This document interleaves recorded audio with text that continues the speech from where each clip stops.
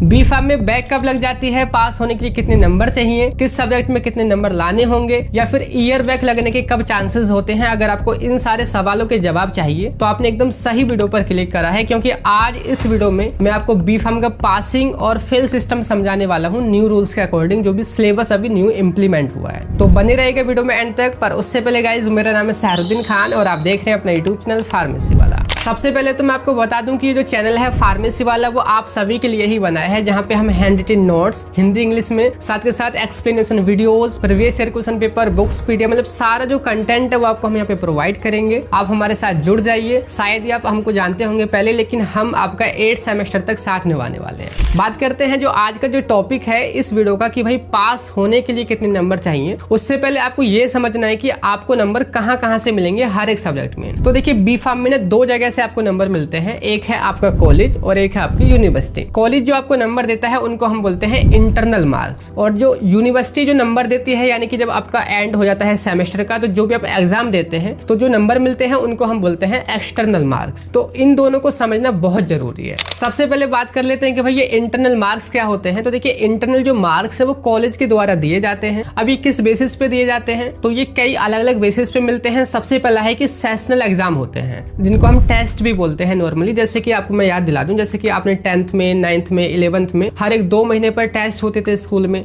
है ना। और जो 2 बार टेस्ट होते थे उनका जो एवरेज निकलता था, उनके जो नंबर हैं वो फाइनल रिजल्ट में ऐड होते थे। सेम ऐसे ही यहाँ पे बी फार्म में हर एक सेमेस्टर में 2-2 बार सेशनल होते हैं। उन सेशनल का जो भी एवरेज होता है, वो जो नंबर है उनके बेसिस पे आपको ये कॉलेज वाले नंबर देते हैं। दूसरा किस बेसिस पे, आपका बिहेवियर, स्टूडेंट का टीचर के साथ क्या रिलेशन है, आप उनसे कैसे बात करते हैं, इस बेसिस पे भी नंबर मिलते हैं। एंड तीसरा जो मोस्ट इंपोर्टेंट है वो है अटेंडेंस। 75% आपकी अटेंडेंस मिनिमम रहनी चाहिए, तो उस बेसिस पे नंबर मिलते हैं। और लास्ट में जो आपकी क्लास में जो भी टीचर आपको असाइनमेंट देते हैं, ये क्विज वगैरह होता है, तो ये उसके बेसिस पे टोटल आपको इंटरनल नंबर मिलते हैं। अब किस सब्जेक्ट में कितने मिलेंगे वो अलग अलग सब्जेक्ट के हिसाब से अलग अलग है, अभी मैं आपको बताऊंगा। अब सेकंड है आपका एक्सटर्नल मार्क्स। तो एक्सटर्नल मार्क क्या होते हैं, देखिए यूनिवर्सिटी के द्वारा दिए जाते हैं। जैसे कि आपके बोर्ड के एग्जाम होते हैं 10th में, 12th में आपका सेंटर जाता है, सेम इसी तरीके से हर एक सेमेस्टर में ना सेंटर आपको मिलता है। यूनिवर्सिटी आपका एग्जाम कंडक्ट कराती है और जितने भी आप क्वेश्चन वहां पे अटेंड करते हैं उसके बेसिस पे आपको नंबर मिलते हैं। इनको हम बोलते हैं एक्सटर्नल मार्क। तो टोटल इन दोनों को जोड़ा जाता है, internal marks plus external marks equals to total marks. अब आपने ये जानना है कि जो बी फार्म का फर्स्ट सेमेस्टर है उसमें जो भी सब्जेक्ट है, तो किस सब्जेक्ट का इंटरनल कितने नंबर का रहेगा, एक्सटर्नल कितने नंबर का रहेगा। अगर आपको ये चीज समझ आ जाएगी तो सारी चीजें क्लियर हो जाएंगी। ये सब्जेक्ट टू सब्जेक्ट अलग अलग होते हैं, तो मैं आपको कंप्यूटर के स्क्रीन पर दिखाऊंगा। पर उससे पहले मैं आपसे कुछ बात कर लेता हूँ कि देखिए, जैसे अभी आप बी फार्म फर्स्ट सेमेस्टर में आए हैं, बहुत सारी प्रॉब्लम्स आपको आ रही होंगी, जैसे कि इंग्लिश नहीं समझ आ रही है, या वीडियोस नोट्स वगैरह आपके पास नहीं है हैंड रिटन, या फिर आपको बुक्स बहुत ज्यादा हैवी लग रही है, कोई टॉपिक नहीं क्लियर हो रहा है। तो इन सभी प्रॉब्लम्स को सॉल्व करने के लिए मैंने फार्मेसी वाला ऐप पर बी फार्म फर्स्ट सेमेस्टर का एक बैच लॉन्च करा है, जहां पे सारी ये जो प्रॉब्लम्स है आपकी सॉल्व हो जाएंगी। वहां पे आपको हैंड रिटन नोट्स मिलेंगे हिंदी इंग्लिश में, आपको वीडियोस मिल जाएंगे, एक्सप्लेनेशन वीडियोस, हमें बुक्स की पीडीएफ वगैरह और कंप्लीट गाइडेंस हम वहां पे आपको प्रोवाइड करेंगे। तो वहां पे आप ज्वाइन कर सकते हैं। तो अभी ये बैच स्टार्ट हुआ है, तो 20% ऑफ चल रहा है। अपने कूपन कोड अप्लाई करना होगा, न्यू